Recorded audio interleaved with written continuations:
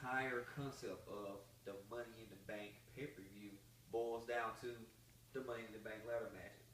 And this year, we have Cesaro, which I love, by the way. I think that this guy is, he's right there. Oh, yeah. He got a little bit way to go, but I mean, he's like right there before he can break that glass ceiling and do something great. You got Kevin Owens, who I was playing earlier. I love the kid. And KO, man. I mean, ain't much to say. Yeah. He's just good. He speaks for himself. I mean, all around. I mean, this guy probably has no weaknesses, at least I've seen at this point in his game. Sami Zayn, another young talent that's coming up. I at one point even thought that he could be possibly the next John Cena. I don't know. Yeah, thing about Sami Zayn is I completely slept on that guy. Completely slept on him, so I didn't realize how good he was. But it's okay. I know now. Yeah, I'm very well aware. I think he'll wake you up really quick. Of course, then we got Chris Jericho, veteran in the match. Chris. Yeah. Veteran in the match. What is it? The inventor of the Money in the Bank. To say. The brainer. Yeah. The brainer. Drink it in. Yeah, drink it in. Also, Alberto Rio. Probably didn't say that. That probably wasn't the best. I mean, we all can't be, what's his name? His ring announcer. Yeah, I don't know. Whoever that guy was. Yeah. And then, of course, the Lunatic Fringe. Lunatic Fringe. You won't say what they used to call him. Dean Blank Ambrose. Oh yeah. Yeah. We just say Dean Ambrose on this one. But this match here was definitely a great match. Oh, it was. I mean, with all Money in the Bank, it's pretty much going to become a spot fest. Right. Oh yeah.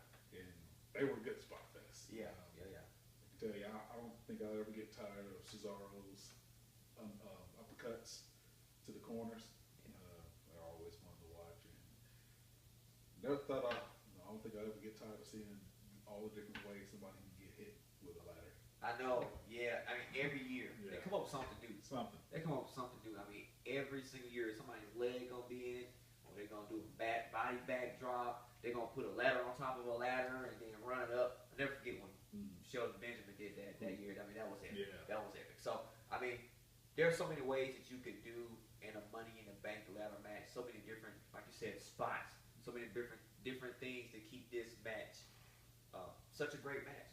And now, honestly, I'm looking at it. I mean, the way Survivor Series is, this could be probably the third best pay-per-view or the third biggest pay-per-view of the year. Yeah, I really don't see how Kevin Owens keeps on going, because I think he literally broke himself like 1 million times on those ladders.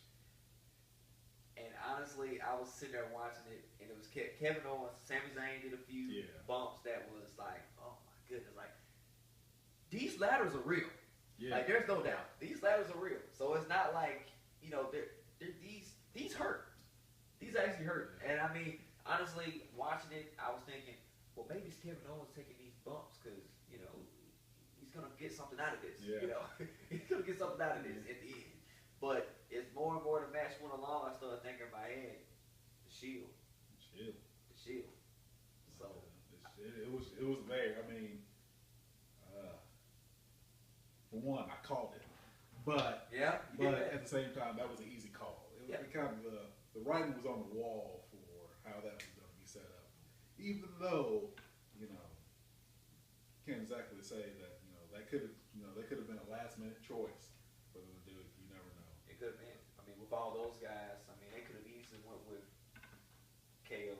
Yeah. They could have easily went with and done a really great with KO, just holding on for a while. I mean, jumping in any time. Then they could have done it with Chris Jericho. Yeah. I mean, Chris Jericho. I mean, he still got a good couple runs in him. Oh yeah, for sure. So, and the feuds that could have came from it, him and Reigns. I think that would have been beneficial for Reigns. Right. Or if it would have been Seth Rollins, that would have been a good match. That's some quality matches there. But we got Dean, and I'm not complaining. Yeah. So, out of all those guys that we just talked about, do you think that Ambrose probably was the most deserving out of those guys? Well, I honestly do, because when you think back to all the matches he's had before before when the belt was on the line. You know, he was just as much screwed out of getting the belt as Reigns has been, you know, for the last year or so. Mm-hmm. So, you know, he's just as deserving to get Right. that belt. So from that standpoint, I think, yeah, he was good. Would I have been mad if Sami Zayn would have won or KO? Because I think KO is really deserving of it. He is probably the most deserving of getting that push to the main line, to the top tier than anybody else in that ring. But from a story standpoint, Dean definitely earned it. Yeah, it was easy too. It was easy because you know you could go so many ways with it. You could go him versus Rollins. You could go him versus Reigns. I mean, it was just easy. Just like they had did on Raw when you had all three of them in the ring, and Ambrose said it could be me. He said it could be me, and that popped in my head. But I was like, that's too obvious. Yeah. WWE, they love to trick They you. like to put it out there just to snatch it away. Just snatch it away from it. Just snatch it away from it. Then the people keep waiting for Ambrose because honestly, looking at the Shield as a group in a whole, originally when they first got there, you could tell that Ambrose was the most polished. Like he was the guy that could break out at that moment and just be ready. Reigns had the most work to do. You could tell that obviously, and of course Rollins was always Rollins. I knew that he was going to be the one that always gave the Shawn Michaels type matches. I could just see it in him. Just this guy here is going to be a guy that was going to break loose as well. But I always felt like in a total package, I feel like Ambrose was going to be the guy. So of course, from a deserving standpoint, heck yeah, I think he was deserving. I think that this was his time. I think it was actually overdue. Yeah. The fact that Reigns got the belt before he did. Yeah, and that's a Whole nother video. hold of the ball game. Hold of the ball game. But Hold of the ball game. I will say, you know, watching this match, I couldn't help but think back to WrestleMania with the ladder match for the Intercontinental Champion, and I just started sitting there like, was it better than that one?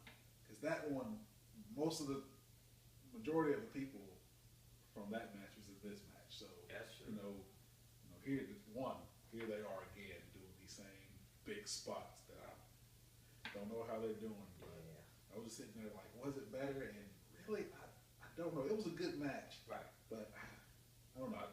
Maybe I'm just biased because I'm a, you know, I just love. I'm a woo fan, man. Yeah. So I'm on that side. I'm there. Yeah. That was probably the most. If I ever been a mark in my life, it was at that moment. Yeah.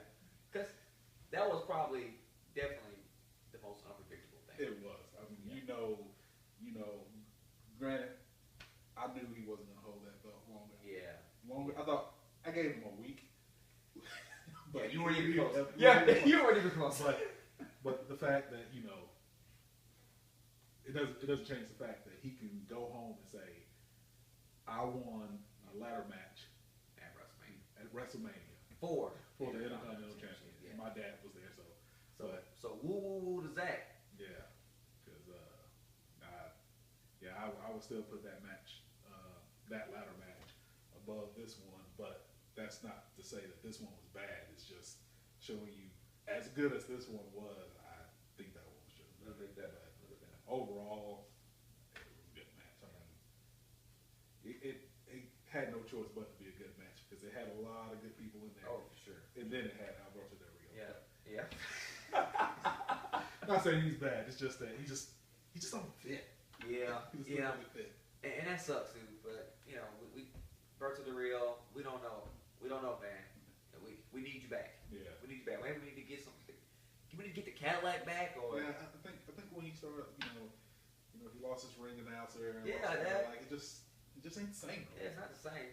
He comes back with Zeb.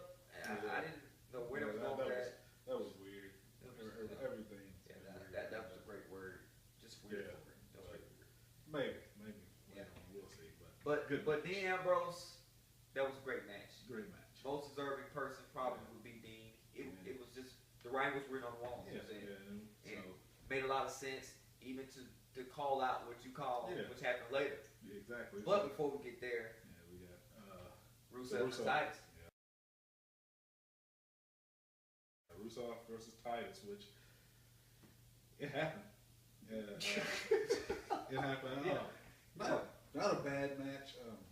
It happened the way it should. Yeah. You know, Rusev kind of, you know, had his way with Titus. You know, he came out looking a bit like a monster, but you know, they probably should have made him look even more like a monster. Yeah. That's what Rusev should be. Right. You know, after losing against John Cena, he just lost all Super steam. Super Cena.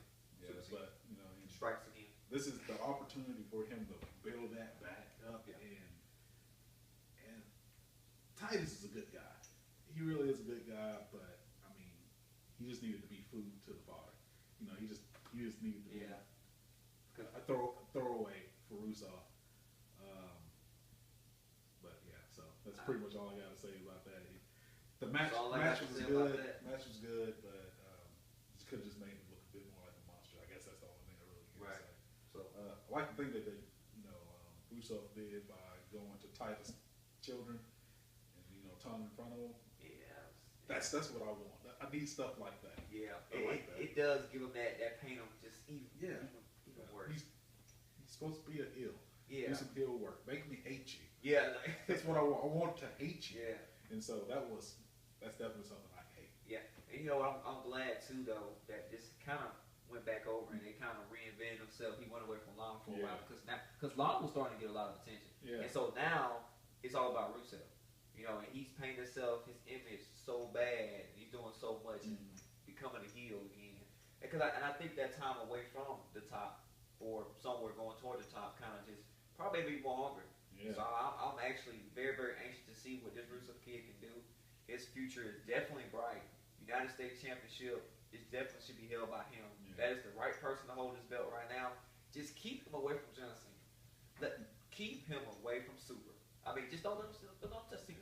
Yeah. Let him hold the belt for as long as possible. Yeah. Keep feeding him opponents and just let him tear through. Yeah. Let him become a threat so that when he finally do lose it, he can leave that and finally go to where he should be, which is, for the main belt. Right. Hopefully, the draft can put him in a good position. Yeah, it could put him in a great position to vie for the WWE Championship. Or if they come up with another belt, who knows how the World Heavyweight Championship. We don't know. Hopefully they'll. I don't know. Maybe they'll stick with just one belt and then, like the old school way. Yeah. I'll be fine with that too. Just let him just go both shows. We never know. But either way, the WWE Championship was on the line. The next match, Rollins versus Reigns. The Roman Empire versus the Architect. Rollins. The guy. The guy. The guy. Versus the man. The man. Yeah. And maybe a little hint from the dude. Maybe.